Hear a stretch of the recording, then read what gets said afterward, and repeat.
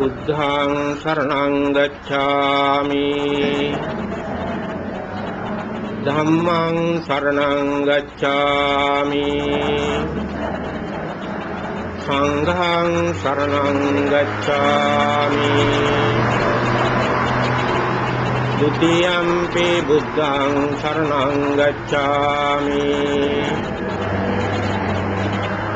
ဒုတိယံ පි ධම්මං සරණං ගච්ඡාමි ဒုတိယံ පි සංඝං සරණං ගච්ඡාමි တတိယံ පි බුද්ධං සරණං ගච්ඡාමි တတိယံ පි ධම්මං සරණං ගච්ඡාමි တတိယံ පි සංඝං සරණං ගච්ඡාමි පාණාති පාතා වේරමණී සික්ඛාපදං සමාදියාමි อดินนาดานาเวรมณีสิกขาปดังสมาธิยามิกาเมสุมิจฉาจาราเวรมณีสิกขาปดังสมาธิยามิมุสาวาดาเวรมณีสิกขาปดังสมาธิยามิอิสุนาวาจาเวรมณีสิกขาปดังสมาธิยามิปรุสาวาจาเวรมณีสิกขาปดังสมาธิยามิสัมปัปปลาปาเวรมณีสิกขาปดังสมาธิยามิมิจฉาជីวาเวรมณีสิกขาปดังสมาธิยามิอิดัมเมสีลังอาสวัคยาวังโอตุมาเกเมมสีเลนิรวานสันติยปินิสมะහේතු වේවා ශ්‍රද්ධාවන්ත පින්වතුනි මේ තිස්සිරිමයන් රජමහා විහාරයේ සති 4ක් පුරාවට පවත්වාගෙන යනු ලබන මේ වැඩසටහන අද 4 වෙනි දවස් වශයෙන් මේ පින්වතුන් සහභාගී වෙන්නේ. දැන් අපි මෙතෙන්දී පැහැදිලි කරලා දුන්නේ බුදුහාමුදුරන්ගේ ධර්මයේ මූලිකව ඇතුළත් කරන නැත්නම් ධර්මයේ හරය වෙන චතුරාර්ය සත්‍ය. දැන් සම්පූර්ණ බුදුහාමුදුරන්ගේ ධර්මයේ කුමක්ද කියලා කවුරු හරි දෙන්න ඕනේ පිළිතුර තමයි චතුරාර්ය සත්‍ය කියලා. ඒකට බුදුහාමුදුරන්ගේ ධර්මයේ අන්තර්ගතයේ එපමණයි. මේ සත්‍ය හතර සම්බන්ධව තමයි අපි ඕනම කටයුත්තක යෙදෙනවා නම් ධර්මානුකූලව නැත්නම් මොනවා හරි ඉගෙන ගන්නවා නම් මේ ඉගෙන ගන්න වෙලා තියෙන්නේ කාරණා හතරක් ගැන. ඒ තමයි චතුරාර්ය සත්‍ය. ඒතකොට චතුරාර්ය සත්‍ය මේ පින්වතුන් දන්නවා නම් කරන්න දුක්ඛ සත්‍ය, සමුදය සත්‍ය, මාර්ග සත්‍ය, නිරෝධ සත්‍ය, මාර්ග සත්‍ය කියලා. දැන් මෙතෙක් වෙලා මම මෙතෙක් දවස් අපි පැහැදිලි කරේ මේ සත්‍ය හතරෙන් අවසාන සත්‍ය වන මාර්ග සත්‍යයයි. එතකොට මාර්ග සත්‍ය කියන එක පැහැදිලි කරලා තියෙන බුදුහාමුදුරුවෝ ආර්ය අෂ්ටාංගික මාර්ගය වැඩිම. දැන් ඊළඟට මේ පින්වතුන් දැනගන්න ඕනේ මේ ආර්ය අෂ්ටාංගික මාර්ගය වඩනවා කියන එක අපි ළඟ තියෙන අංග ටිකක් බුදුහාමුදුරන්ට ඕන විදිහට වෙනස් කිරීමක් තියෙනවා. ඒ අංග තමයි ditthi සංකප්ප වාචා කම්මන්ත ආජීව වායාම සති සමාධි. මේ අංග ඕනම සත්‍යයක් ළඟ ඕනම වෙලාවකදී ක්‍රියාත්මක වෙන ඒවා. එතකොට මේ අංග ටික සම්මා වුණාම පිළිවෙලින් මේ අංග සම්මා විද්‍යාප්තිය දීලා තියෙනවා.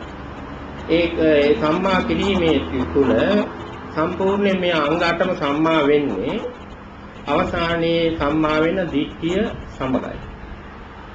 එහෙමනම් දිට්ඨිය සම්මා වෙන අතරතුර ඊගාව අංග 7ම සම්මා වෙලා තියෙනවා. යමෙක් දිට්ඨිය සම්මා කරගත්තොත් මේ සම්මා වෙන අවස්ථාවේ ඔයගොල්ලන්ට මේ මාර්ග සත්‍යයේ ගියත් ඉතිරි සත්‍ය තුනම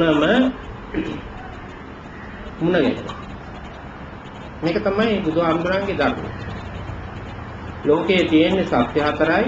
මේ සත්‍ය හතර හොයාගත්ත බුදුහාමුදුරුවෝ ඒ සත්‍ය හතර තියෙන ඔයගොල්ලෝ ළඟ නැත්නම් මේ සංසාරේ ජීවත් වෙන සත්වය ළඟ පොතපතක නෙමෙයි. පොතපතේ තියෙන සත්‍ය ගැන විස්තරයක්, සූත්‍රවල තියෙන සත්‍ය ගැන විස්තරයක්. නමුත් මේ සත්‍ය හතර තියෙන්නේ අපි ළඟ. අපි ළඟ මේ සත්‍ය හතර තිබුණාට මේ සත්‍ය වටහා ගන්න හැකියාවක් අපිට නැහැ. මොකද අපි බුදු වෙලා නැති නිසා. සම්මා සම්බුදු තත්ත්වයට පත් වෙලා නැති නිසා අපි ළඟ සංග වෙලා තියෙන මේ සත්‍ය හතර අපිට තේරෙන්නේ නැහැ. ඒ වුණත් බුදුහාමුදුරුවෝ පෙන්වන්නේ බුදුහාමුදුරන්ගේ ධර්මානුකූලව පැහැදිලි කිරීම අනුව ඒවා විශ්වාස කරගෙන බුදුහාමුදුරන්ගේ ශ්‍රාවකයෙක් විදියට ඕනම කෙනෙකුට මේ ලෝකේ ජීවත් වෙන ඕනම සත්‍යයකට බුදුහාමුදුරුවෝ කෙරේ විශ්වාසයෙන් මේ සත්‍ය හතර ගැන විශ්වාස කරලා ධර්මයේ ගැන විශ්වාස කරලා බුදුහාමුදුරුවෝ දීලා තියෙන අවසාන සත්‍යයේ ඉදිරියට ගමන් කරොත් එයා ළඟම තියෙන මේ සත්‍ය හතර එයාට දකින්න හම්බ වෙනවා. ඒ දකින්න හම්බ වෙන්නේ සම්මා දිට්ඨිය නැමැති තැනදී. ඒ සම්මා දිට්ඨිය කියන්නේ මේ පින්වතුන් දැනගන්න ඕනේ 아무තු දෙයක් නෙවෙයි චතුරාර්ය සත්‍ය දැකීම. දැන් චතුරාර්ය සත්‍ය දැකීම වෙනුවට මේ සම්මා දිට්ඨිය දැකීම නැත්නම් අවබෝධ කර ගැනීම වෙනුවට අපි හුඟක් වෙලාවට අපේ දිට්ඨියක් දෙනම තමයි ක්‍රියාත්මක වෙන්නේ. අපි විසින් හදපු යම් කිසි දෙයක් ධර්මයක් කියලා හිතලා සත්‍යයක් කියලා හිතලා මේ සත්‍යයට ලං වෙන්න අපි මහන්සි වෙනවා. එලක් වෙලාවට අපි හිතනවා, අපි කල්පනා කරනවා, අපිට දැනෙනවා අපි මේ සත්‍ය දැනගත්තා කියලා. ඒ දැනගෙන තියෙන එතකොට අපි අනුමාන කරපු සත්‍යයක් නිසා බුදුහාමුදුරුවෝ පෙන්වන සත්‍ය නෙවෙයි. දැන් මේකට වැටෙන්නේ නැති මිනිස්සෙක් සත්‍යෙක් නෑ. යම්කිසි ධර්මයක් තුල ඉදිරියට යනකොට එයාට සිදුවෙන දේ තමයි එයාට එයා භාවිතා කරන, එයා අසුරු කරන, එයා පිළිපදින ඒ නිකාය කුල ඒ වගේම විවිධ වූ අදහස් මතවාද මතින් අපිට ඇති වෙනවා මේ සත්‍ය පිළිබඳ අනුමානය. ඒ අනුමානය අපි ළඟ තියනවා කියන ප්‍රායෝගික අවස්ථාවට අපි ළඟ වෙනවා. මෙන්න මේක තමයි මේ ධර්මයේ ඉදිරියට යනකොට අපිට වරදින නැත්නම් හානි වෙන පැත්ත. මෙය අඩු කරන්න අපිට තියෙන මේ ධර්මයේ ඉගෙන ගන්න ඕනේ ශික්ෂාවේ ඉන්න ගමන. දැන් අද දවසේ මේ පින්වතුන්ට අපි බලාපොරොත්තු වෙන්නේ මේ බුදුහාමුදුරන්ගේ ධර්මයේ තියෙන අපි මේ කරගෙන යන මහා සතිපට්ඨාන සූත්‍රයට අනුගතව සිදු කරන ශික්ෂාකම නැත්නම් පුහුණු ක්‍රමයේ මේ ධර්මයේ වැඩියෙන් ගැටෙන්නේ නැත්නම් පැහැදිලි වෙලා තියෙන ක්‍රමවේදයේ තියෙන්නේ පංචස්කන්ධය හා පංච උපාදානස්කන්ධයේ මතයි. ඒ සතිපට්ඨාන සූත්‍රයේදී පැහැදිලි කරන ධර්මයේ අයගොල්ලෝ ඒ සූත්‍රයට අනුගතව මේ පුහුණු වීම වල ඉන්නවා නම් සීල සමාධි ප්‍රඥා. ඇත්තටම සීලය නෙමෙයි සමාධි ප්‍රඥා සතිපට්ඨාන සූත්‍රයට අනුගතව දියුණු කරනවා නම් ඔයගොල්ලන්ට මේ ධර්මයේ පැහැදිලි වෙන ලේසිම ක්‍රමවේදය තමයි මේ පංචස්කන්ධය හා පංච උපාදාන ස්කන්ධය තේරුම් ගැනීම අනුව. එනිසා අද දවසේ ඔයගොල්ලන්ට මම පැහැදිලි කරලා දෙන්න හදන්නේ මේ බුදුහාමුදුරෝ දේශනා කරපු පංචස්කන්ධය කියන්නේ කුමක්ද? මේ පංචස්කන්ධයේ තියෙන වටිනාකම මොකක්ද? ඇයි මේ ධර්මයේ පංචස්කන්ධයට මේ තරම් අගයක් දීලා තියෙන්නේ? මේ පංචස්කන්ධය තියෙන්නේ කොහෙද? මේ පංචස්කන්ධය හඳුනගන්නේ කොහොමද? ඒ වගේ ධර්මයේ තියෙන මේ සතිපට්ඨාන සූත්‍රයේම අන්තර්ගත ධර්ම කාරණා ගොනු කරගෙන වෙනස් සූත්‍රවලට වැඩි යන්නේ නැතුව අපි මේ පංචස්කන්ධය පිළිබඳ හඳුනා ගන්න යන්න වෙනවා. මේක වැදගත් වෙනවා. ඔයගොල්ලන්ගේ අර තමා විසින් හදන අනුමානය බුදුහාමුදුරුවෝ පෙන්වන ප්‍රත්‍යක්ෂයට ලං කරගන්න. මේ සත්‍ය හතර පිළිබඳ හෝ නිවන පිළිබඳ හෝ තමන් ගැන අවබෝධය පිළිබඳව මේ කියන හැම දෙයක්ම එක වගේ ධර්ම කාරණා. එතකොට මේ සත්‍ය දැන ගැනීමට අපි යනකොට මෙතන 100 දෙනෙක් ඉන්නවා නම් මේ 100 දෙනාට තම තමන්ට ආවේනික සත්‍ය හතරක් අනුමාන වෙනවා. ඒ අනුමානයක් විතරයි බුදුහාමුදුරන්ගේ පරම සත්‍ය නෙවෙයි. ඒක තම තමන් ළඟට අනුමාන වෙන මේ ශික්ෂාවලින් තමන්ම විවිධ විදියට මතවාද අනුව සකස් කරගන්න මේ සත්‍ය බුදුහාමුදුරුවෝ පෙන්නන ආර්ය සත්‍ය බවට හැරෙන්න නැත්නම් ආර්ය සත්‍යයට තමා ළඟ තියෙන අනුමාන සත්‍ය ලං කරගන්න ඔයගොල්ලන්ට වටිනාම ධර්මයක් තමයි මේ ශික්ෂාවේදී පංචස්කන්ධය හා පංච උපාදානස්කන්ධය තේරුම් ගන්න. එහෙනම් පංචස්කන්ධය කියන එක අපි තේරුම් ගන්න බලන්න ඕනේ. ඉස්සෙල්ලාම මම මෙහි වටිනාකම ගැන කියනවා. වටිනාකම ගැන කියන්න වෙන්නේ මෙහෙමයි. මම මුලින්ම මතක් කරා බුදුහාමුදුරන්ගේ ධර්මයේ හරය නැත්නම් වටිනාම දේ වෙන්නේ චතුරාර්ය සත්‍ය කියන එක මුලින්ම පැහැදිලි කරා. චතුරාර්ය සත්‍ය කියන්නේ කුමක්ද? දුක්ඛ ආර්ය සත්‍ය, දුක්ඛ සමුදය ආර්ය සත්‍ය, දුක්ඛ නිරෝධ ආර්ය සත්‍ය, දුක්ඛ නිරෝධ ගාමිනී පටිපදාය ආර්ය සත්‍ය. මේ සත්‍ය හතර තමයි බුදුහාමුදුරන්ගේ ධර්මයේ හරය. දැන් මෙතන මේ සත්‍ය හතර කියන්නේ යොදාගෙන තියෙන දුකයි.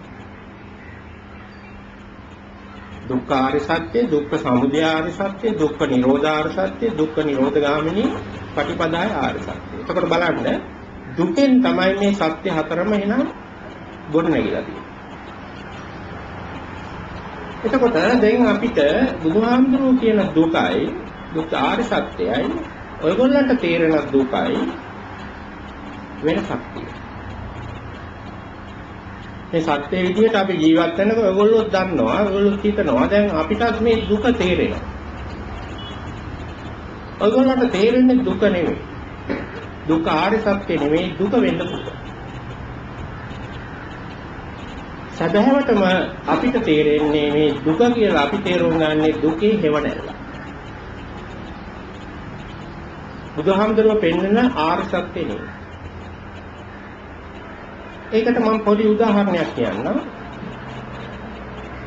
දැන් දුක්ඛ ආර්ය සත්‍යයේදී බුදුහාමුදුරුවෝ දේශනා කරනවා ජාතිපි දුක්ඛ.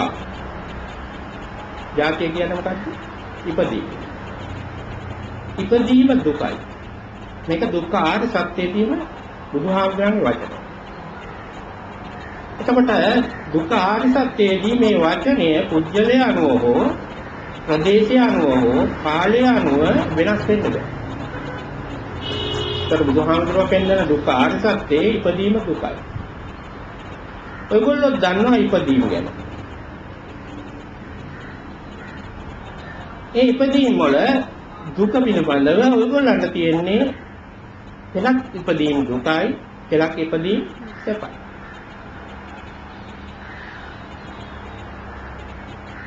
ඒතකොට ඉපදීම දුකයි කියන එකේ හේවණල්ලක් තමයි අපි දන්නේ.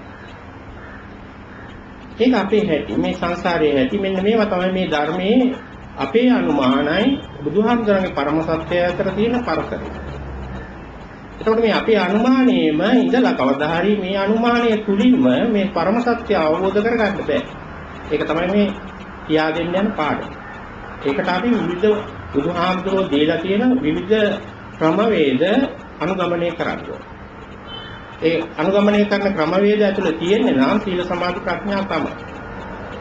නමුත් මේ සමාධිය හා ප්‍රඥාව කියන ධර්මතා දෙක ඒගොල්ලන්ට ලං කරගන්න බැරුව යනවා සුතමේ ඥානයක් නැතුව. ඒකට ඒකත් බුදුහාමුදුරුවෝ මේකට වැදගත් වෙන ධර්මයක් විදිහට පැහැදිලි කරා. ඇයි මම කිව්වේ දුක අපිට හේවණල්ලක් විදිහට තේරෙනවා කියලා.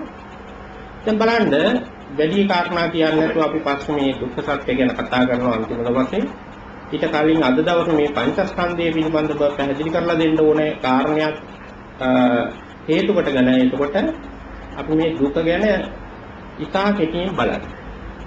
දැන් ඔයගොල්ලෝ බලන්න ඔයගොල්ලන්ගේ ජීවිතය තුළ දුක ඉපදීම දුකයි කියන එක ගත්තොත් ඕනතරම් තියෙන ඔයගොල්ලන්ගේ ජීවිතය තුළ සමහර ඉපදීම් ඔයගොල්ලන්ට සැපයි සමහර ඉපදීම් දුකයි.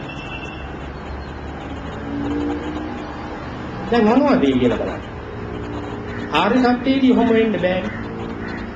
දැන් නිකම්ම සරල උදාහරණයක් ගන්න ඔයගොල්ලන්ගේ ගෙවල් දොරවල් වලදී ඔයගොල්ලන්ගේම දුවට ඒ වගේම වෙනත් ඥාතිවරියකට තමන්ගේ පවුලට සහ සම්බන්ධ වෙච්ච කෙනෙකුට දරුවෙක් ලැබෙනකොට ඔයගොල්ලන්ට මොකක්ද? සතුටක්. ඊළඟ ඉපදීම ඒත් ඉපදීමක් නෙවෙයි. ඒක සතුටු. ඔයගොල්ලන්ගේම ගෙදර හැදෙන දඩාවතේ යන බැල්ලිය පැටලුවොත් මොකද? සැපද දුකද? ඔයගොල්ලන්ගේම ගෙදර ඉන්න මීයේ අල්මාරියේ පැටව දැම්මොත් සැපද දුකද? එහෙනම් දෙකක් උනේ කොහොමද? දැන් බුදුහාමුදුරුවෝ දේශනා කරන්නේ ජාතිපි දුක්ඛ. ඉපදීම දුකයි. දැන් ඔයගොල්ලෝ කියනවා පෙලක් අය අපිටත් ඒක තේරිලා කියලා. තේරිලා තියෙන ওই ටික නෙවෙයි. පෙලක් ඉපදීම දුකයි, පෙලක් ඉපදීම සැපයි. තේරුණානේ? එතකොට මේ වෙලා තියෙන්නේ එහෙමනම් අපිට පරම සත්‍ය නෙවෙයි තේරෙන්නේ. චතුරාර්ය සත්‍ය නෙවෙයි මේ අපිට තේරෙන්නේ දුක නෙවෙයි දුකේ නෙවෙයි. තේරුණානේ? මේක මේ විදිහට ගියා කියලා ඔයගොල්ලෝ සත්‍ය ධර්මයට කිච්චු වෙන්නේ නැහැ. මේක අහක් කරන්න තමයි බුදුහාමුදුරුවෝ මේ ශික්ෂාවක් දෙන්නේ. මේ තීරණ ඔයගොල්ලන්ට එන්නේ සමහර ඒවා සැප වෙන ඉපදීම් සහ සමහර ඉපදීම් දුක වෙන්නේ ඔයගොල්ලන්ගේ තීරණය දීලා තියෙන නීවරණ. නීවරණට ඕනලට හොඳ දේ ඔයගොල්ලන්ට සැපයි, නීවරණ වලට නරක දේ දුකයි. තේරුණාද? නීවරණ තියෙන තැනක සත්‍ය ධර්මයක් නැහැ. එහෙමනම් සත්‍ය ධර්මය හොයන්න කලින් අපි කරන්න ඕනේ අපේ මනසේ තියෙන නීවරණ යටපත් කිරීම. චතුරාර්ය සත්‍ය අවබෝධ වෙන්නේ නැහැ නීවරණ තියෙන තාක්කල්. ඒතර නීවරණ නැති තැනකදී තමයි අපේ මනසට බුදුහාමුදුරන්ගේ සත්‍ය ධර්මය තේරෙන්නේ. දැන් ඔන්න ඕක මම මතක් කරේ. එහෙනම් අපිට පේනවා නේද මේ ආර්ය සත්‍ය දුකෙන් කිව්වත් චතුරාර්ය සත්‍ය දුකෙන් කිව්වත් අපිට දුකක් තේරෙනවා. මේ කියන දුක බුදුහාමුදුරුවෝ කියන ආර්ය සත්‍ය නෙවෙයි. දැන් ඉපදීම වෙන්න පුළුවන්, ජරාව වෙන්න පුළුවන්, මරණය වෙන්න පුළුවන්. දැන් දුකේ බුදුහාමුදුරුවෝ අපිට අපේ ලෝකේ විද්‍යාමාන කාරණා 11ක් ගැන කියන ප්‍රධානව සතිපට්ඨාන සූත්‍රයේ 11 තමයි ජාති, ජරා, මරණ. ඒ වගේම ශෝක පරිදේව, දුක්ඛ දෝමනස්ස, උපායාස කැමැති දේ නොලැබී. මෙහෙම 9ක් තියෙනවා. ඒ 9න් එකක්වත් ඔයගොල්ලන්ට තේරෙන්නේ දුකක් කියලා තේරෙන්නේ වැරදියට. හේවණල්ලක් විදිහටයි තේරෙන්නේ. මොකද ඒක දුකක් වෙන්නේ ඒ වෙලාවට විතරයි. දැන් ජරාව කියන එක ඔයගොල්ලන්ට දුකක් වෙන්නේ ඒ වෙලාවට විතරයි. ඒ ජරාවම ඔයගොල්ලන්ට දුක නැතුව සැප වෙනවා. ඒකයි පුදුම. ඒකයි මේක හේවණල්ල කියන්නේ. දැන් නිකන් හිතන්න ඔයගොල්ලන්ගේ මූණේ යම් කිසි විදිහක කැලලක් ඇති වෙනවා. ඔයගොල්ලන්ගේම මූණේ ඔයගොල්ලන්ට හැම වෙලෙම පේන කණ්ණාඩියකින් පේන මූණ තුල කැලලක් ඇති වුණොත් ඒ කැලල පිළිබඳව කැලල ඇති උනේ කොහොමද?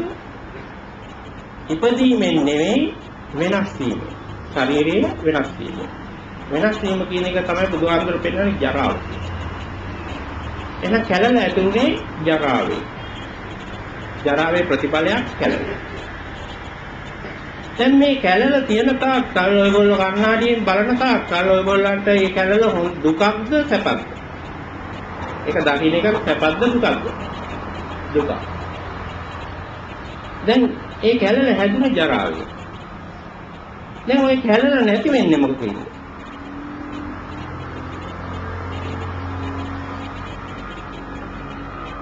නෑ. ඉපදීම නැතිලා නේ කැලල හැදෙන්නේ මේ ඉපදීමක් තුල නම්. දැන් කැලලක් හැදුනා ඒකට අපි දුක් වෙනවා. ටිකක් කල් යනකොට ඒ කැලල මොහොනේ නැතුව යනවා. එතකොට මොකද්ද සැපක් කියන්නේ? මගේ මූණ ලස්සනයි කියලා හිතනවා. ඉතර කැතයි කියලා හිතනවා. කැතයි කියලා හිතන එකද දුක? ලස්සනයි කියලා හිතන එක සැප. දැන් මූණේ කැලල හැදුනේ එකම ධර්මතාවයක්. ඒක තමයි ඉපදීම නෙමෙයි ජරාව. තේරුණානේ? ඉපදිලා ඉවර වුණාම මේ වෙන්නේ කරන්නේ අතරබගදී වෙන්නේ කරන්නේ. එතකොට ජරා කියන ගුණයෙන් තමයි කැලල හැදුනේ. කැලල නැතුනේ කොහොමද? ඒ මොන ගුණයද? ඒ ජරාවෙන්. තේරුණානේ? එතකොට කැලල හැදෙනකොට අපිට දුකයි, කැලල නැති වෙනකොට සැපයි. එහෙනම් ජරාව කියන එක අපිට විතක සැපයි විතක දුකයි. දැන් ඒකයි මේ කියන්නේ අපිට තේරෙන්නේ මේ ජරාව දුකක් කියලා නෙවෙයි දුකේ හේවණල්ලක් අපිට තේරෙන්නේ. පෙරක් ජරාවල් දුකයි අපිට. පෙරක් ජරාවල් සැපයි. මේ ජරා කියන වචනේ එක පටලවා ගන්න එපා. මේ සිංහල වචනේ වෙනස් වීම. තේරුණා නේද? දැන් ජරාව කියන සිංහල වචනයක් ගන්නවා අපි මේ කුණු කන්දල් වලට කියන එහෙම වචනයක්. ඒක නෙමෙයි බුදුහාමුදුරන්ගේ වචනේ ඉපදීම. ජාති ජරා කියන්නේ වෙනස් වීම. එතකොට අපේ ජීවිතය තුළ අපේ සමහර වෙනස්කම් වලට ඒකම ධර්මයෙන් මේ වෙනස්කම් සිදු වෙන්නේ. ඒ පළක් ඒවට හොඳයි, පළක් ඒවට හොඳ නැහැ. ඒ කියන්නේ ජරාවෙන් තමයි එහෙමනම් කුඩා ළමේ වැඩිහිටි බවට ටික ටික උස්මහත් වෙන්නේ. තරුණ බවටපත් වෙන්නෙත් එහෙනම් ජරාව කියන ගුණේ. වෙනස් වීම නැති ගුණේ. එතකොට ඔයගොල්ලෝ කුඩා ළමයෙක්ගේ වැඩිවීමට හුඟක් කැමතියි. එතකොට කැමති වෙලා තියෙන්නේ මොකටද මේ? ජරාව. බුදුහාමුදුරුවෝ පෙන්නන ජරා කියන ගුණයටයි මේ කැමති වෙන්නේ. ඒක තමයි දැන් ඒකේ සතුටක් එනවා නම් එතන දුකක් නැහැ එතකොට. කොහොම මේ තරුණ වයස වෙනකම්ම අපිට මේ ජරාව කියන එක දුකක් නෙවෙයි සැපක්. සාමාන්‍ය ඕනම සත්‍යයකට මිනිසෙකුට විශේෂයි. අනිත් සත්තුන්ට ඔය කන්නාඩි නැතිනම් පේන්නේ නැහැ. ඒගොල්ලන්ට දැනෙන්නේ ඇඟ දුර වල එනකොට දැනෙනවා මට දැන් මේ මෙහෙම කෑම හොයාගන්න බෑ, දුවන්න පනින්න බෑ කියලා තේරෙන්නේ එහෙමයි. අපිට එහෙම නෙවෙයි. අපිට විවිධ ක්‍රම වලින් මීටර වලින් මැනලා මේවා දෙයියයි. තේරුණා නේද? ඒක අපි දියුණුව කියලා කියනවා. ඒතකොට දියුණුව මොකද්ද? මේ ජරාව මනින්න එක තමයි දියුණුව. තාක්ෂණය කියන්නේ එක විදිහකින් මේ ජරාව මනින්න හදන උපකරණ ටික. වෙනස් වීම අපිට තේරුම් ගන්න පුළුවන් විදිහට සකසන දෙයක්. එතකොට ඒ විදිහට ගිහිල්ලා ඔයගොල්ලෝ කොහොම හරි තරුණ කාලයෙන් පස්සේ අර ජරාවමයි ක්‍රියාත්මක වෙන්නේ. එතකොට මොකද වෙන්නේ? දුකයි. පොඩි කාලේ ඉඳලා තරුණ වෙනකන් සැප වුණා ජරාව. තරුණ කාලේ ඉඳලා මරණකම්ම දුක වෙනවා ජරාව. එතකොට මොකද වුනේ? බුදුහාමුදුරන්ගේ සත්‍ය ධර්මයෙන් අර්ධයයි අපිට තියෙන්නේ. මේක එහෙම නේද? තේරුණා නේද? එතකොට මෙහෙම ගියා කියලා ඔයගොල්ලන්ට මේ සත්‍ය ධර්ම තේරුම් ගන්න බෑ. ඒකින් කවුරු හරි බොරුවට කියවනවා නම් අන්තිම වෙනකොට මට මේවා තේරෙනවා. මට මේ චතුරාර්ය සත්‍ය තේරෙනවා කියලා මේ තේරලා තියෙන්නේ මොන සත්‍යද කියලා එයා හොයන්න ඕනේ. එයා හදාගත්තේ අනුමානයක්ද මනස්ගතයක්ද බුදුහාමුදුරුවෝ පෙන්නපු ආර්ය සත්‍යයද? තේරුණා නේද? මේ පැටලෙවිල්ල විසඳෙනකන් ඔයගොල්ලන්ට සත්‍ය දකින්න බෑ. සත්‍ය මාර්ගයක නැහැ. ඒ නිසා වෙන්නේ බුදුහාමුදුරුවෝ මේ වහක් වෙන විදිහේ වැඩ පිළිවෙලක් තමයි ඒකට මේ ශික්ෂා වලින් දීලා තියෙන්නේ. ඔයගොල්ලන්ගේ මනසෙන් මේ දේවල් අහක් කරනවා පියවරෙන් පියවර. ඒක අහක් වෙන්න නම් ඔයගොල්ලන්ගේ තියෙන මනස්ගතය ඒක ඇතුලේ තියාගෙන ඉන්න තාක්කල් ඒ අහක් වෙන ප්‍රමාණය අඩු වෙනවා. ශික්ෂාව දියුණු වෙන්නේ නැහැ. ශික්ෂාවෙන් ලැබෙන්න ඕන ප්‍රයෝජනෙ අඩු වෙනවා. දැන් මෙන්න මේ සඳහා වැදගත් වෙන සාධකයක් තමයි එතකොට මේ පංචස්කන්ධය හා පංච උපාදානස්කන්ධය ගැන ඔයගොල්ලන්ට අනුමාන ඥානයක් ලබා ගන්න. අනුමාන ඥානයක් ලබා ගන්නවා කියන්නේ පංචස්කන්ධය හෝ පංච උපාදානස්කන්ධය පිළිබඳ ප්‍රත්‍යක්ෂ ඥානයක් ලබා ගත්තොත් ඔයගොල්ලන්ට තවදුරටත් මේ ශික්ෂාවල මෙහෙම යෙදෙන්න ඕනේ නැහැ. සම්මා දිට්ඨිය ලැබලා ඉවරයි. තේරුණා නේද? පංච උපාදානස්කන්ධය මම දන්නවා කියලා කාට හරි කියන්න පුළුවන් නම් එයා සෝවාන් වුණා කියලා කියනවා හා සමානයි. ධර්මයට අනුගත. ඒක නිසා වෙන්න අපිට කරන්න තියෙන දැන් මේ පංචස්කන්ධය පිළිබඳ ප්‍රත්‍යක්ෂ ඥානයක් මට ලබා දෙන්න බෑ ඔයගොල්ලන්ට. මම එහෙම කියනවා නම් මම කියන්නේ ධර්මයට විරුද්ධ මහා බොරුවක්. නමුත් මම දැන් හදන්නේ ඔයගොල්ලන්ට මේ සත්‍ය ධර්මයේ මේ ශික්ෂාවේ හරියට ප්‍රයෝජන ගන්න බුදුහාමුදුරුවෝ පෙන්වලා දීලා තියෙන මේ පංචස්කන්ධය හා පංච උපාදානස්කන්ධය පිළිබඳ ඔයගොල්ලෝ ළඟ අනුමාන ඥානයක් ලබා දෙන්න. එයි අනුමාන ඥානයක් ලබා ගන්නේ ඔයගොල්ලන්ගේ බහුභූත මනස වෙනස් කරනවා. ඔයගොල්ලෝ හදාගෙන තියෙන මනස්ගතේ අහක් කරනවා. මේක අහක් වෙනකන් ඔයගොල්ලෝ ශික්ෂාවේ ගියා කියලා බුදුහාමුදුරුවෝ පෙන්වන සත්‍යයට ලඟ වෙන්නේ. ආන්නේකේ ඒ අඩුව යම් ප්‍රමාණයක වෙනසකට පත් කරන්න තමයි එහෙනම් අපි මේ පංචස්කන්ධයේ පිළිබඳ අනුමානව ඒ ධර්මානුකූලව සාකච්ඡා කරන්න සිදුවෙනවා. දැන් මේකේ පංචස්කන්ධයේ වටිනාකම ඉස්සෙල්ලා තේරුම් ගමු. ඒ තේරුම් ගන්න ඔයගොල්ලන්ට මම මෙන්න මේ විදිහට බලන්න මේකෙන් මේ වටිනාකම ලේසියෙන් තේරුම් ගන්න පුළුවන්.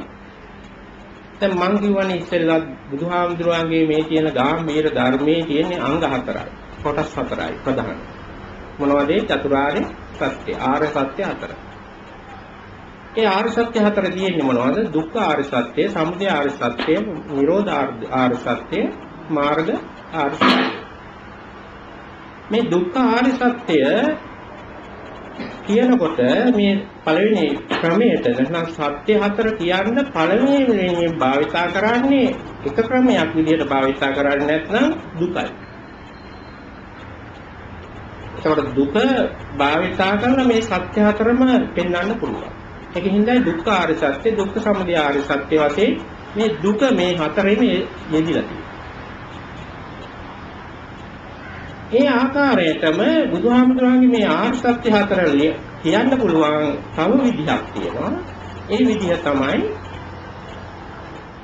පංච උපාදානස්කන්ධයෙන් මේ ආර්ය හතර කියන්න පුළුවන්. එතකොට දුකෙන් කියන්න පුළුවන් බුදුහාමුදුරන්ගේ චතුරාර්ය සත්‍ය එක විදිහකට. දැන් මම මේ ඔයගොල්ලන්ට කියා දෙන්න හදන්නේ මොකද්ද? දුකෙන් කියනවා වගේම පංචස්කන්ධ උපාදානයෙන් කියන්න පුළුවන් මේ ආර්ය සත්‍ය හතරම ඒ විදිහට. තව ඔයගොල්ලෝ අහලා තියෙනවා මේ ධර්මයේ තව වටිනා දෙයක්. මේවා තමයි අපි අමාරු වැටෙන්නේ. එක එක්කෙනා මේව එකක් අල්ලගෙන කෑ ගහලා ඔයගොල්ලන්ට වැරදි ප්‍රතිරූප දෙනවා. ඔයගොල්ලොත් ඒවා ගිලිනවා. ඒකින්ද තව විදිහක් මේ චතුරාර්ය සත්‍යය පෙන්වන්න පුළුවන් ක්‍රමයක් බුදුහාමුදුරන්ගේ ධර්මයේ තියෙනවා. ඒක තමයි පටිච්චසමුප්පාදේ නැත්නම් හේතුඵල ධර්ම. ඒතකොට හේතුඵල ධර්මයේ අනුව මේ චතුරාර්ය සත්‍යය දුකෙන් තොරව දුක අහක් කරලා කෙලින්ම පැහැදිලි කරන්න පුළුවන්.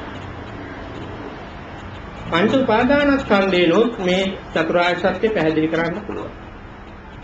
දුකේනොත් මේ චතුරාර්ය සත්‍ය පැහැදිලි කරන්න පුළුවන්. දැන් එහෙනම් චතුරාර්ය සත්‍ය පැහැදිලි කරන්න පුළුවන් ප්‍රධාන ක්‍රමවේද තුනක් ගැන මේ කියනවා. මොකද්ද පළවෙනි එක? අපි දන්නේ කියන දුක. දැන් දුකේ ඔයගොල්ලෝ වැටිච්ච අමාරුව තේරෙනවනේ. බුදුහාමුදුරුවෝ කියන දුක්ඛ ආර්ය සත්‍ය කරනවා අපිට හේව නැල්ලා. විතක දුකයි විතක සැපයි. එහෙනම් අපි ඉන්නේ ඈත නේද? අපේ මතේ වැරදි නේද? එතකොට ඒ වගේම අනික් මත ගත්තා. දැන් දුකෙන් චතුරාර්ය සත්‍ය පෙන්නනවා වගේ බුදුහාමුදුරන්ට පෙන්වන්න පුළුවන් පංචස්කන්ධ උපාදානයේ චතුරාර්ය සත්‍ය. ඒ වගේම බුදුහාමුදුරුවෝ පෙන්වනවා චතුරාර්ය සත්‍ය හේතුඵල ධර්මයෙන් පෙන්වනවා මේ හතර. එතන දුකක් නැහැ. දුකක් නැහැ කියන්නේ දුක නැතුව නෙමෙයි, දුක පිළිබඳව දුකෙන් නෙමෙයි මේ ධර්මයේ විග්‍රහ වෙන්නේ පැහැදිලි කිරීමේ. දැන් මෙතෙන්දී අපිට වැදගත් වෙන්නේ මේ සතිපට්ඨාන සූත්‍රයට අනුගතව මේ ධර්මය හදාරගෙන යනකොට ඔයගොල්ලන්ට මේවා තියෙන ඔය පැහැදිලි කිරීම හා විවිධ දැන් උදාහරණයක් විදිහට ඔයගොල්ලන්ට මම පැහැදිලි කරා සතිපට්ඨාන සූත්‍රයේදී විපස්සනා භාවනාවේ වැදගත්ම දෙයක් තමයි අධ්‍යාත්ම හා බාහිර කය කියන්නේ. තේරුණා නේද? දැන් අධ්‍යාත්ම කය හා බාහිර කය, අධ්‍යාත්ම කය හා බාහිර කයේ ප්‍රත්‍යක්ෂ දැනුමක් ඔයගොල්ලන්ට දැනෙනකොට ඔයගොල්ලන්ට වාසි ගොඩක් පංචස්කන්ධය පිළිබඳ අනුමාන ඥානයක් තියාගෙන ඉන්නවා. මේ බුදුහාමුදුරුවෝ පෙන්වන සත්‍ය ධර්මයට ලං වෙන්න පුළුවන් වෙන්නේ එතකොට පංචස්කන්ධය පිළිබඳ දැනුමක් ඔයගොල්ලන්ට තියෙනවා නම් එතෙන්දී මේ අධ්‍යාත්ම කයේ බාහිර කයේ බුදුහාමුදුරුවෝ කියන්නේ මොකක්ද කියන එක පැහැදිලි වෙනවා වෙන්නේ. තේරුණා නේද? දැන් ඒක පැහැදිලි වෙන්නේ දුක්ඛ සත්‍යය අනුව මේක කිව්වා. මොන බලන්න මේ ධර්මයේ තියෙන මෙන්න මෙහෙම සාරවල් තියෙනවා. විවිධ ක්‍රමවේද බුදුහාමුදුරුවෝ පැහැදිලි කරලා දීලා තියෙනවා. එතකොට ඔයගොල්ලෝ අද දවසේ ඉගෙන ගන්න බලනවා එක දෙයක්. දැන් අපිට මේ චතුරාර්ය සත්‍යය නම් බුදුහාමුදුරුවෝ පෙන්නපු ආකාරයට පංච උපාදානස්කන්ධයෙන් මේ චතුරාර්ය සත්‍යය පැහැදිලි වෙන්නේ කොහොමද?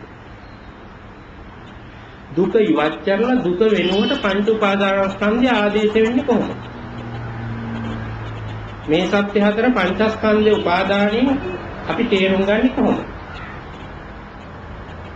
ආයෙනවත මතක් කරනවා මම මේක හරියට තේරුම් ගත්තා කියන්නේ ඔයගොල්ලෝ සම්මා දිට්ඨිය ලැබුවා කියන්නේ. එතකොට අපි මේ කරන්නේ මොකද්ද? එහෙම එකක් නෙවෙයි. මේ සාකච්ඡාවෙන් කරන්නේ ඔයගොල්ලන්ට මේ පිළිබඳ සුතමේ ඥානයක් අරන් දෙනවා. සුතමේ ඥානය ඔයගොල්ලෝ ඔය පුරුදු කරන භාවනාව නැත්නම් ශික්ෂාවේදී ප්‍රත්‍යක්ෂ කරගන්න පාසුවක් වෙනවා. තේරුණා නේද? නැත්නම් ඔයගොල්ලෝ ප්‍රත්‍යක්ෂ කරගන්නේ ඔයගොල්ලන්ගේ චතුරාර්ය සත්‍යය. එන්න එක තමයි වැඩ. හැමදාම හැම මොහොතකම ඔයගොල්ලෝ නිවන් දකිනවා. හැබැයි කාගේ නිවනක්ද දකින්නේ? තමන්ගේ නිවන. ඕක තමයි අපේ තියෙන වැඩ. තේරුණා නේද? මේ ශික්ෂාවේ වැඩිකල් ගිහිල්ලා අපිට වෙන්න ඕනේ කවදා හරි කොහොමද මොකද්ද? බුදුහාමුදුරුවෝ පෙන්නපු ආර්ය සත්‍ය හතර ඔයගොල්ලන්ගේ අනුමානයට සමපාත වෙන්නේ. ඒකට හැමදාම දැකපු නිවන සිහිනය. තේරුණානේ? මේක තමයි අපිට තියෙන පැටලෙවිල්ල. මේක තමයි විසඳෙන්නේ අපේ ශික්ෂාවෙන්. දැන් බලමු මේ පංචස්කන්ධය ආර්ය සත්‍ය හතරට මෙච්චර සම්බන්ධ වුණේ කොහොමද? මම ඔයගොල්ලෝ දන්න තැනකින් මේක ආරම්භ කරනවා. මේකට රිංග ගන්න ලේසි. දැන් බලන්න බුදුහාමුදුරුවෝ දුක්ඛ ආර්ය සත්‍ය පැහැදිලි කරන තැන් ඕන තැනකදී ජාතිය දුකයි, ජරාව දුකයි මෙහෙම දේශනා කරලා අවසානයේ සංක්ෂිප්තව කියන දේශනාවක් තියෙනවා. සංකිච්ඡේන පංච උපාදානස්කන්ධා දුක. තේරුණා නේද? එතකොට ජාතිය දුක කියන එකත් ඇත්ත තමයි. ජරාව දුක කියන එකත් ඇත්ත තමයි. නමුත් මෙහෙම පැහැදිලි කරලා බුදුහාමුදුරුවෝ කියන්නේ කොටින්ම කියනවා නම් පංචස්කන්ධ උපාදානයමයි මුළු පංචස්කන්ධ උපාදානයම දුකයි. දැන් එහෙමනම් ඔයගොල්ලන්ට පේනවා ඇති ආර්ය සත්‍ය හතර ආයේ බලන්න මතක් කරගන්න. දුක්ඛ සත්‍යනේ පළවෙනි එක. එහෙනම් දුක්ඛ සත්‍ය කියන එකට බුදුහාමුදුරුවන්ගේම වෙන වචනයක් මෙතෙන් තේල්දියගේ සමාන. මොකක්ද? දුක්ඛ සත්‍ය සමාන වෙන්න ඕනේ පංචස්කන්ධ උපාදානය. දැන් බලන්නකො ආර්ය සත්‍යයේ එහෙනම් දුක්ඛ සත්‍ය කියලා ලිව්වත් හරි කිව්වත් හරි ඒ වෙනුවට පංචස්කන්ධ උපාදානය කිව්වත් ඒ දුක්ඛ සත්‍යෙම නෙමෙයි. ඔන්න බලන්න එතකොට දුක්ඛ සත්‍යයෙන්ම පංචස්කන්ධ උපාදානය කියන්නේ දුක්ඛ සත්‍යෙම වෙනසක් නෑ. දැන් දෙවෙනි ආර්ය සත්‍ය මොකද්ද? දුක ඇතිවීමට හේතුව සමුදය ආර්ය සත්‍ය කියන්නේ මොකද්ද? දුකට හේතුව කුමක්ද? සංහාව. තේරුණා නේද? එහෙනම් පංච උපාදානස්කන්ධයෙන් උත්ෝකමයි වෙන්නේ.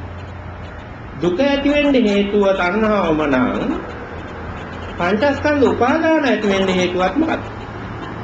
අන්න බලන්න. එතකොට දැන් මුලින්ම දුක්ඛාරය සත්‍ය පංචස්කන්ධ උපාදානයේ කියකි දුක්ඛාරය සත්‍ය සමානයි පංචස්කන්ධ උපාදාන.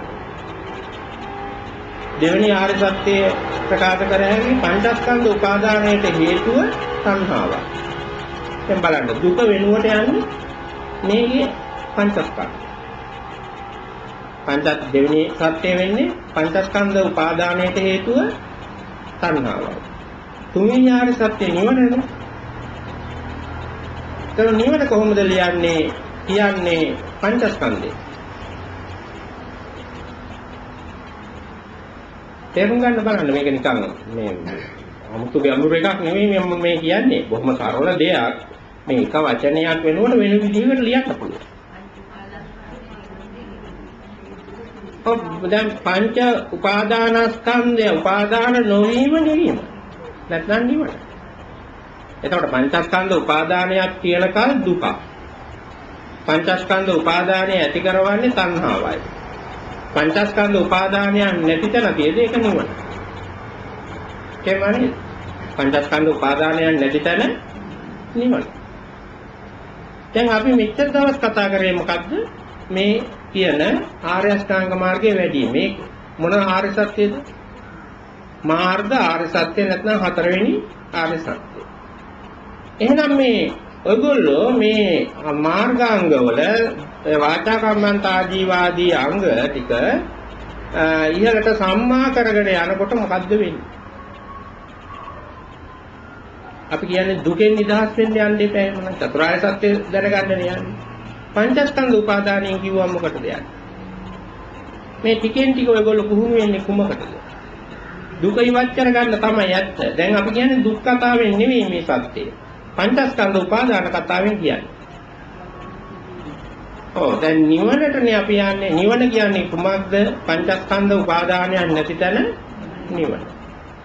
එහෙනම් අපි යන්නේ කොහෙද මේ සම්මා කරගෙන වාචා සම්මා වීම තුල, සම්මන්ත සම්මා වීම තුල, ආජීව සම්මා වීම තුල, වායාම සම්මා වීම තුල, සති සම්මා වීම තුල, සමාධි සම්මා වීම තුල අපිට ලං වෙන්නේ කුමක්ද? නෑ නිවන තමයි. දැන් කියන්නේ අපි අපේ මාතෘකාව මොකක්ද? පංචස්කන්ධ උපාදාන. ඔයගොල්ලෝ ලං වෙන්නේ පංචස්කන්ධ උපාදානයෙන් තොර තැනකට. තේරුණා නේද? දැන් මේ මාර්ගයේ අවසාන වෙන්නේ සම්මා දිට්ඨිය ලැබුවමනේ. ඒ කියන්නේ අංග 8ම සම්මා වුණා. එහෙනම් අංග 8ම සම්මා වෙනවා කියන්නේ මොකද්ද? සම්මා වෙන තැනදී සම්මා දිට්ඨිය ලැබෙනවා කියන්නේ කුමක්ද කියලා ඔයගොල්ලන්ට පංචස්කන්ධ උපාදානය කියන්න පුළුවන්. සම්මා දිට්ඨිය කියන්නේ එහෙනම් 아무තු දෙයක් නෙවෙයි. පංචස්කන්ධයේ උපාදාන නොවන තැන සම්මා දිට්ඨිය. තේරුණා නේද? එහෙනම් මෙන්න මෙහිම මේ ආර්ය සත්‍ය හතර තවත් විදිහකින් පැහැදිලි කරගන්න පුළුවන් ධර්මයක් හැම විටම බුදුහාමුදුරන්ගේ ධර්මයේ ප්‍රබල වෙනවා. තේරුණා නේද? එකක් තමයි ආර්ය සත්‍ය හතර ප්‍රකාශ කරන්න පුළුවන් දුකේ. ඒකෙන්ද චතුරාර්ය සත්‍ය විදිහට මුලින්ම පැහැදිලි කරලා තියෙන දුක්ඛ සමුදය ආදී වශයෙන් දුක පිළිබඳව තියෙන ධර්ම කාරණා අනුව. ඊළඟට මේ ආර්ය සත්‍ය හතරම අපිට පුළුවන් ප්‍රකාශ කරන්න නම් බුදුහාමුදුරුවෝ පැහැදිලි කරලා තියෙන ධර්මයේ පංචස්කන්ධ උපාදානයෙන් පුළුවන් මේ ආර්ය සත්‍ය හතරම කියන්න. තව විදිහක් තියෙනවා මේ ආර්ය සත්‍ය හතරම කියන්න පුළුවන් හේතුඵල ධර්ම. තේරුණා නේද? එතකොට තේරෙනවාද එහෙනම් මේ පංචස්කන්ධයයි හේතුඵල ධර්මයි. හේතුඵල ධර්ම පටිච්චසමුප්පාදය කියලා ඔයගොල්ලෝ අහලා තියෙනවා. මේකේ පස්සේ විග්‍රහ ගොඩාක් තියෙනවා අපිට. දැන් නමුත් අපි කතා කරන්නේ මෙතෙන්දී පටිච්චසමුප්පාදේ නෙමෙයි. මොකද ඒක අපිට ඊට වැඩි මේ පංචස්කන්ධයත් එක්කයි මේ මෙතන පැහැදිලි කිරීම ගොඩාක් තියෙන සතිපට්ඨාන සූත්‍රය. ඒකින්ද ඔයගොල්ලන්ට මේ වඩන ශික්ෂාව අනුව ප්‍රායෝගිකත්වයට වැඩි වෙන්නේ පංචස්කන්ධයයි. දැන් එහෙමනම් ඔය හේතු උඩ තමයි ඔය සමහර අය කියන්නේ මේ ධර්මයේ දකින්ද දැන් යමෙක් ධර්මයේ දකින්නවා නම් දැන් බුදුහාමුදුරන්ගේ දේශනා උපුටා දක්වගෙන අපි මේ වගේ අමාරු තත්ත්වයකට වැටෙනවා. විතක බුදුහාමුදුරුවන්ගේ ධර්මයේ තියෙනවා යෝ ධම්මං පස්සති සෝ මං පස්සති. යමෙක් ධර්මයේ දකීද හේ මා දකී. එතකොට ඔන්න ඒක ගැන විස්තරයක් දෙනවා. යෝ ධම්මං පස්සති. ධම්මං පස්සති කියන්නේ මොකක්ද කියලා. එතකොට ඔන්න තියෙන්නේ උගක් වෙලාට තියෙන්නේ ධම්මං පස්සති කියන්නේ පටිච්චසමුප්පාදයේ දැකීම කියලා කියනවා. ඒකට යමෙක් පටිච්චසමුප්පාදයේ දකින්නවාද එයා බුදුහාමුදුරුවෝ දැක්කහා සමානයි. තේරෙනවද? ඒක. දැන් නොදන්න ඔයගොල්ලන්ට සිදුවෙන දේ කියන්නේ බලන්න. ඔක විතරක් දැන. ඒ පාඩේ ත්‍රිපිටකයෙන් හොයාගන්න පුළුවන්. සූත්‍රවල තියෙනවා. එතන තියෙන්නේ මොකද්ද? යමෙක් ධර්මයේ දකිද හේ මා දකි. මේ ධර්මයේ කුමක්ද? පටිච්චසමුප්පාදය. තව තැනක කියනවා යමෙක් ධර්මයේ දකිද හේ මා දකි. මේ ධර්මයේ කුමක්ද? පංච උපාදානස්කන්ධය. දැන් මොකද වෙන්නේ? අර පටිච්චසමුප්පාදය. ඉතින් පටිච්චසමුප්පාදයේ දැකලා ධර්මයේ දකින්න අය එක කුලයක් වෙනවා. ඒක කල්වියක් වෙනවා. ඒ කල්ලිය දන්නේ නැහැ. ඒකමයි මේ බුදුහාමුදුරුවෝ දේශනා කරන්නේ පංචස්කන්ධ උපාදානය කියලා. තේරුණා නේද? එතකොට කල්ලිවාදයක් ඇති වෙලා සමාධියට යනවා. ඔයගොල්ලෝ කරන්නේ ඇත්ත තමයි මේ මොන දේ කරවත් වැඩක් නැහැ, සීල් ගත්තා වැඩක් නැහැ, භාවනා කරා වැඩක් නැහැ, දාන දුන්නා වැඩක් නැහැ, පටිච්චසමුපාදේ දකින්නකම්. එහෙම කියාගන්නේ කියන පැහැදිලි කරලා ඉන්නේ. තේරුණා නේද? ඔයගොල්ලෝ යන පටිච්චසමුපාදේ දකින්න. සාමාන්‍ය ධර්මයේ හොයන අයට සිදුවෙන දේවල් මම මේ කියන්නේ. එයි මේක ඇත්තනේ. දැන් පටිච්චසමුපාදේ දකින්නේ කොහොමද? ලේසිම විදිය. ලේසිම විදි ගණනාවක් තියෙනවා. දැන් පටිච්චසමුපාදේ එක තැනක ඉතින් පැහැදිලි වෙලා තියෙන එක සූත්‍රාණු. එතකොට අවිද්‍යාව පත්‍ය ආදී අංග 12න් කියන එක තැනකදී. ඒක කියවුවම මෙලෝ දෙයක් තේරෙන්නේ නැහැ. ඒකෙත් විග්‍රහ එක එක විදිහට බලනවා හරියන්නේ නැහැ.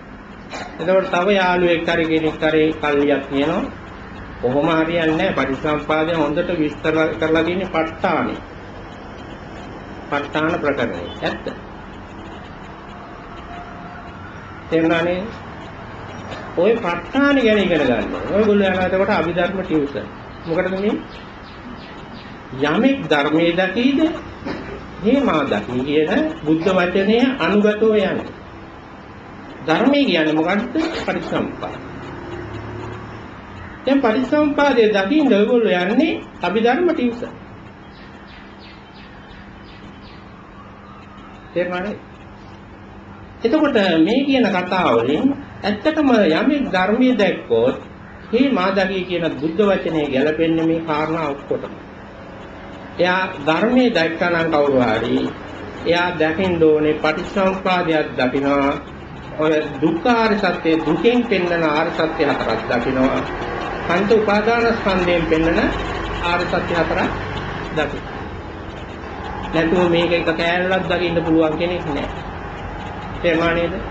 ඒකින්ද එක කෑල්ලක් අල්ලගෙන අනේක නෙමෙයි මේකේ හරි. ඔයගොල්ලෝ යන ශික්ෂාව යන්න ඕනේ. මේ ශික්ෂාව තුල ඔයගොල්ලෝ දකින්නේ මේ පද්ධතිය මේක. දුක කියන එකයි පංචස්කන්ධ උපාදානය කියන එකයි හේතුඵල ධර්මයි කියන්නේ තුනක් නෙවෙයි එකක්. පැහැදිලි කරන ක්‍රම තුනක් විතරයි. තේරුණා නේද? ඒක නිසා වෙන් ඔයගොල්ලන්ට හම්බ වෙන්නේ නැහැ කවදාවත්. ඔයගොල්ලන්ගේ කල්ලියකින් හෝ ඔයගොල්ලන්ගේ මතවාදයකින් මේවා හෙව්වා කියලා පරිශන කරා කියලා ප්‍රතිඵලයක් නැහැ. ඒක නිකම්ම නිකන් අනාර්ය පරිශනයක්. මොකද අනාර්ය පරිශනයක් කියන්නේ මේ පරිශනයේ ආර්ය தත්ත්වය බුදුහාමුදුරුවෝ දේශනා කරලා තියෙනවා. මොකද්ද දේශනා කරලා තියෙන්නේ? යමෙක් මේ මාර්ග සත්‍යයේ ඉදිරියට බුදුහාමුදුරුවෝ පෙන්වන විදිහට සීල සමාධි ප්‍රඥා ගුණ වැඩි කරනවා නම් ඒක තමයි ආර්ය මාර්ගයේ ආර්ය පරිශන. තේරුණා නේද? දැන් මම ඔයගොල්ලන්ට මේ බණ කියන්නේ ඔය ආර්ය පරිශනය හඳුන්වලා දීලා ඉවර වෙලා. තේරුණා නේද? හොඳට දැන් මතක් කරගන්න.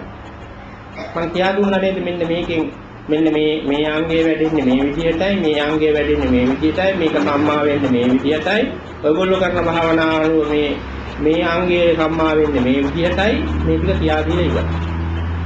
තේරුණා නේද? දැන් ඔයගොල්ලන්ට දෙන තවදුරටත් සාර්ථකව ඒ පුහුණුවේ යන්න විතරයි. දැන් මොකද වෙන්නේ? ඔය පුහුණුවේ ඔයගොල්ලෝ යනකොට ඔයගොල්ලන්ට ඒ පුහුණුව කොහොම බුදුහාමුදුරුවෝ පැහැදිලිව පෙන්වලා දුන්නා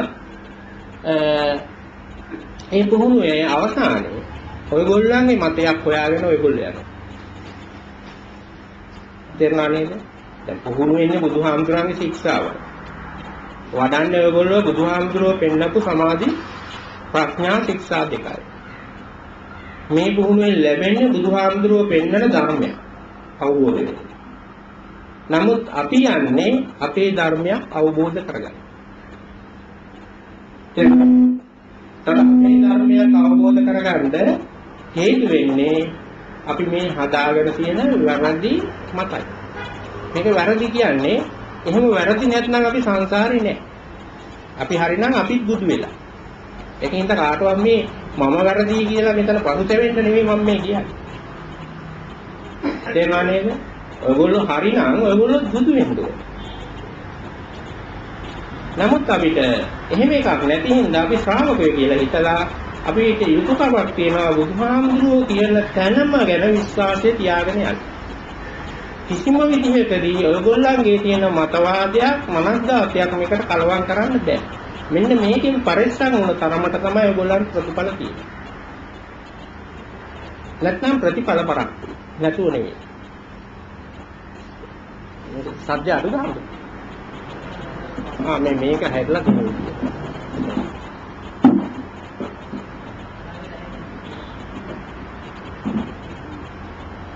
දැන් අපි මතක් කරගෙන හිටියේ එතකොට මේ මතවාදයේ තමයි මේ කියන්නේ. ඒතර මතවාදයේ කඩා ගන්න තමයි නම් සුතමේ ඥානයක් ඕන. තේරුණානේ? ඒ සුතමේ ඥානයේ වැදගත්ම කොටසක් අපි යන මේ ශික්ෂාව තුළ ඔයගොල්ලන්ට ප්‍රායෝගිකව හුඟක් වටින දෙයක් තමයි එතකොට ඔය කියපු පංචස්කන්ධය. දැන් අපි පංචස්කන්ධය ගැන මොකක්ද දන්නේ නැහැ. මුචර වෙලා මම කිව්වේ කොහොමද? පංචස්කන්ධය ඇයි මෙච්චර වටින්නේ? බුදුහාමුදුරන්ගේ ධර්මයේදී පංචස්කන්ධ පංච උපාදානස්කන්ධය වටින්නේ. නැවත සාරාංශ කරගන්න ඔයගොල්ලෝ මේක වටින්නේ අපිට චතුරාර්ය සත්‍ය තනිකරම මේ හරහා පැහැදිලි කරන්නේ. තේරුණා නේද? චතුරාර්ය සත්‍ය පැහැදිලි කරන්න පුළුවන් මෙහිම ක්‍රමවේද ප්‍රධානව තියෙන්නේ තුනයි. ඒ තුන නැවත මතක් කරගන්න. මොනවද ඒ තුන? සත්‍ය හතරම කියන්න පුළුවන් දුකේ එක ක්‍රමයක්. සත්‍ය හතර තව විදිහකින් කියන්න පුළුවන් පංචස්කන්ධ උපාදාන. මේ සත්‍ය හතරම තව විදිහකින් කියන්න පුළුවන් හේතුඵල ධර්ම. තේරුණා නේද? මේක තමයි මේ විස්තරාත්මකව ඔයගොල්ලෝ දකින්න බුදුහාමුදුරන්ගේ තියෙන 80000 ධර්මස්කන්ධය කියන්නේ මේකයි. මේ ක්‍රම වේද තුنين විවිධ විදිහට දේශනා කරලා තියෙනවා. හැබැයි 80000 ධර්මස්කන්ධයේ තියෙන ත්‍රිපිටකේ මේ සත්‍ය හතර තියෙන ත්‍රිපිටකේ නෑ. මේක තමයි ගණන්. 80000 ධර්මස්කන්ධයේ තියෙන ත්‍රිපිටක පොත්වල මේවා පාඩම් තියෙන අයත් තියෙනවා. නමුත් 80000 ධර්මස්කන්ධයම පැහැදිලි කරන්නේ කොහොමද? චතුරාර්ය සත්‍යය. චතුරාර්ය සත්‍යයේ තියෙන ත්‍රිපිටක පොතේ නෙවෙයි. පොත්වල නෙවෙයි. චතුරාර්ය සත්‍යය කියන්නේ ඔය තනියෙන් ඔයගොල්ලෝ ළඟ. තේරුණානේ? ඒ කියන්නේ චතුරාර්ය සත්‍යයේ පොතක නැහැ. දැන් මම මේ පංචස්කන්ධය ගැන අද පැහැදිලි කරනවා. පංචස්කන්ධයේ මම පැහැදිලි කරන මේ කටහඬේ නෙවෙයි. තේරුණා නේද? නැත්නම් පංචස්කන්ධය විස්තර කරලා තියෙන සූත්‍රයක නෙවෙයි පංචස්කන්ධය තියෙන්නේ. පංචස්කන්ධයේ තියෙන්නේ ඔයගොල්ලෝ. තේරුණා? ඒ කියන්නේ මෙතන ඉන්න සෑම ලොකු කුඩා කිසිම දෙයකින් තොරව වයස ආඩු පොහොසත් දුප්පත් ඔය කියන කිසිම ભેදයක් නැතුව සත්ව ભેදයක් නැතුව මේ හැමෝම ළඟ තියෙන පොදු කරුණ තමයි පංචස්කන්ධය. තේරුණාද? එතකොට පංචස්කන්ධයක් අපි ළඟ තියෙනකන් මේ පංචස්කන්ධය උපාදාන වෙනකන් අපි සංසාරයක් හදනවා. දැන් උපාදාන කියන වචනේ අපිට තේරෙන්නේ නැහැ. ඒක වෙනම කතාවක්. පංචස්කන්ධයක් තියෙනවා අපිට. පංචස්කන්ධ උපාදාන වෙනකන් අපි සංසාරේ පංචස්කන්ධ උපාදාන නොවන තැනක් හොයාගත්ත දැන ඉඳලා අපි සංසාරයෙන් ගොඩ. තේරුණාද? එතකොට පංචස්කන්ධය උපාදාන වෙන එකයි පංචස්කන්ධය අපි ළඟ තියෙනවා කියන එකයි අපි ළඟ පංචස්කන්ධය කොහොමද තියෙන්න ඕනේ කියන එකයි අපිට අනුමානව කතා කරන්න පුළුවන්. නමුත් ප්‍රත්‍යක්ෂ ඔයගොල්ලෝ පංචස්කන්ධය දැක්කා කියන්නේ සම්මාදිට්ඨිය දැක්කා වෙයි. එතනනේ වෙන උමනාවක් නැහැ මේක. යමෙක් පංචස්කන්ධයේ තමා තුළ සමාගි පංචස්කන්ධයේ තමා දැක්කේ මොහොතක් තියෙද ඒ මොහොත සම්මාදිට්ඨිය ළඟ. ඒකමයි සම්මාදිට්ඨිය. තේරුණා නේද? ඒකමයි සෝවාන් වෙන්නේ. එතකොට දැන් බලන්න අපි මත හදාගත්තා වෙන්නේ අපි දකින්න යන්නේ ඔහොම එකක් නෙවෙයි දෝවන්නේ. දැන් ඔයගොල්ලෝගේ යාම මිත්‍රි ඕන කරන්නේ නැති. එලක් අය කියන්නේ මම සෝවාන් වුණා අහවල් තැනදී. මොකද උනේ? මම පා වුණා. එතකොට පාවීමයි පංචස්කන්ධයයි අතර මොකද්ද තියෙන සම්බන්ධය? තේරුණානේ? එතකොට පාවීමයි පංචස්කන්ධය අතර සම්බන්ධයක් නැහැ. එලක් අය කියනවා මම සෝවාන් වුණා. අහවල් තැනදී මේක උනේ. මොකද්ද උනේ? මට නිකන් කරන්ට් එක වැදුනා වගේ. කරන්ට් එක වැදීමයි පංචස්කන්ධය අතර තියෙන සම්බන්ධය. එහෙම සම්බන්ධයක්. තේරුණානේ? ඒකින්ද අද ලංකාවේ ගොඩාක් අය මෙන්න මෙහෙම තමන්ගේ කල්ලියක තියෙන මතවාදයක් මේ බුදුහාමුදුරන්ගේ ශික්ෂාවලුත් භාවිතා කරලා ඒක ලෝකෙට ප්‍රදර්ශනය කිරීමක් වෙනවා. අපිත් ඒකට අහු වෙනවා. හේතුව අපේ වැරද්දක් නෙමෙයි අපිට ධර්මය ඕනේ. අපි ධර්මය හොයන්න උනන්දු වෙන්නේ. ඒක ධර්මය හොයන්න උනන්දු නොවෙනවා නම් මේ වගේ ඒකට අපිට යන්න හිතෙන්නේ නැහැ. ඒක උනන්දුව උඩයි මේක වැරද්ද අපිට වෙන්නේ. ඒක වැරද්ද සිදු වෙන්නේ කාටද? මේ ධර්මයේ හොයමින් මහන්සි වෙන වැදගත් මිනිස්සු ටිකට. තේරුණා නේද? එතකොට මේ ධර්මයේ ඒ විදිහට කියන්නේ එහෙමම ගියාය ටිකක් තමයි. ඒගොල්ලෝ අපි හිතන්න ඕනේ ඒගොල්ලොත් එහෙම මහන්සිුනේ මේ ධර්මය ගැන අලුතෙන් හොයන්න. එතකොට මෙන්න මේ වගේ අවුලක් තියෙන එක තමයි මේ සංසාරයේ හැටි. එතකොට බුදුහාමුදුරුවෝ පෙන්නන්නේ එම්මෙන් ගැලවිලා බුදුහාමුදුරුවෝ පෙන්නන සත්‍යයටම ලං වෙන්න බලන්න, සත්‍ය හඳුනා ගන්න බලන්න බුදුහාමුදුරුවෝ පෙන්නන ශික්ෂාවයි තමන්ට ප්‍රත්‍යක්ෂ වෙන ධර්මයයි බුදුහාමුදුරුවෝ පෙන්වන ධර්මයට එකඟද කියලා සංසන්දනය කරලා දැනගන්න ඥානයක් ඇති කරගන්න. එතකොට එහෙම සංසන්දනාත්මක ඥානයක් ඇති කරගන්න නම් ඔයගොල්ලන්ට දැන් වැදගත් වෙන ධර්මයක් තමයි මේ පංචස්කන්ධය. කියනවා නේද? දැන් මම අද උදෑසන කාලේ අවසන් කරනවා තව මොහොතකින් ඔයගොල්ලන්ට මේක පැහැදිලි කරනවා දවස් තුල හැටි තරම්. දැන් මුලින්ම මතක තියාගන්න එහෙනම් පංචස්කන්ධයක් හා පංචස්කන්ධ උපාදානයක් වෙන කොහෙන්වත් නෙවෙයි අපි හොයන්න ඕනේ. කොහෙන්ද හොයන්න ඕනේ? තමා තුළ. මේක තමා තුළ තියෙන දෙයක් නිසා වෙන කිසි පොතක තියෙන එකක් ගණන් ගන්න එපා. පොත කියුවම තේරෙන්නේ ඔයගොල්ලන්ගේ අනුමානය. බුදුහාමුදුරුවෝ පෙන්නන්නේ පොතෙන් අනුමානයක් හදන්න නෙවෙයි දැන් ඔයගොල්ලෝ ප්‍රත්‍යක්ෂ ශික්ෂාවක යනවා. මේ ශික්ෂාවත් එක්ක අපි හදන මේ කතාවචා කරන දැනුම ඒකට අනුගතව මේ දකින්නේ පංචස්කන්ධය කියන එක ඔයගොල්ලන්ට වටහා ගන්න ලේසියි. කර්මාණයෙන් සමාතුලින් හඳුන ගැනීමයි වැදගත්. මම හිතන්නේ උදේ වර්ගයේ එතකොට මේ පැහැදිලි කිරීම කරලා දැන් වෙලාව 9යි 43යි. 45යි කියනකොට ඔයගොල්ලෝ තේහෙමත් පානය කරලා 10:45 වෙනකම් භාවනා කරා. හැම දෙයක නිදහසේ හුස්ම ගැන අවධානය හිටියා. ඔයගොල්ලෝ අවධානයෙන් බුදුහාමුදුරුවෝ අවසානයේ ගෙනියන්නේ ඔයගොල්ලන්ගේ පංචස්කන්ධයේ දකින්න. තේරුණා නේද? ඔයගොල්ලෝ ඇවිදිනකොට පාද ගැන අවධානයෙන් සක්මන් කරනවා කියන්නේ බුදුහාමුදුරුවෝ කියන්නේ ඔයගොල්ලන්ගේ පංචස්කන්ධයේ දක්වන මාර්ගය. තේරුණා නේද?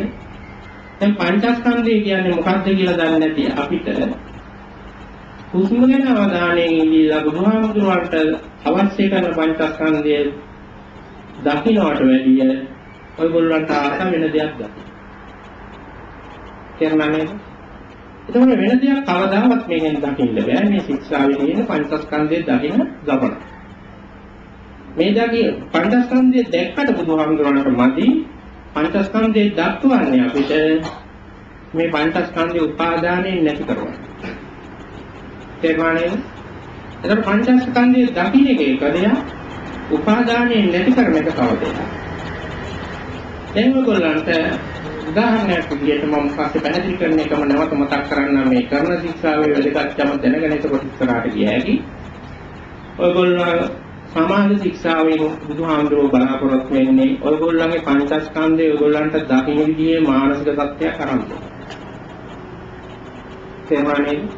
එහෙනම් සම්මා වායාමයේ සම්මා සතිය සම්මා සමාධිය කියන මේ අංග තුන සම්මා වෙනවා කියන්නේ 아무තු දෙයක් නෙවෙයි. ඔයගොල්ලන් තුල තියෙන මේ මොහොතේ තියෙන පංචස්කන්ධය දකින්න පුළුවන් සත්‍යයකට ඔයගොල්ලෝ මානසිකව සකස් වෙනවා.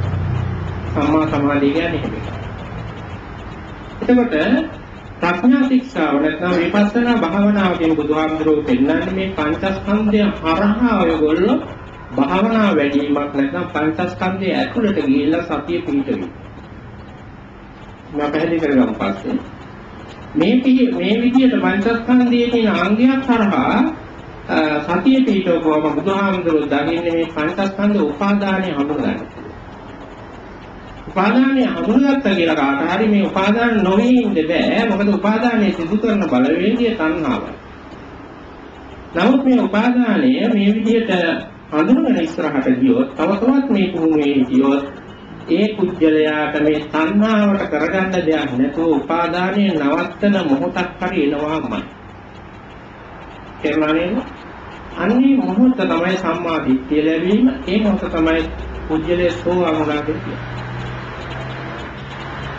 එතකොට මෙන්න මේ කාරණය ත්‍රිගුණ බැදී ඇති නිසා මේ පංචස්කන්ධ උපාදානය අපි යන මේ සතිපට්ඨාන එක්ක සම්පූර්ණම සම්බන්ධයක් තියෙන නිසා අපි අනුමාන වශයෙන් මේ පංචස්කන්ධය ගැන දැනගැනීම වැදගත් කියලා තේරෙනවානේ.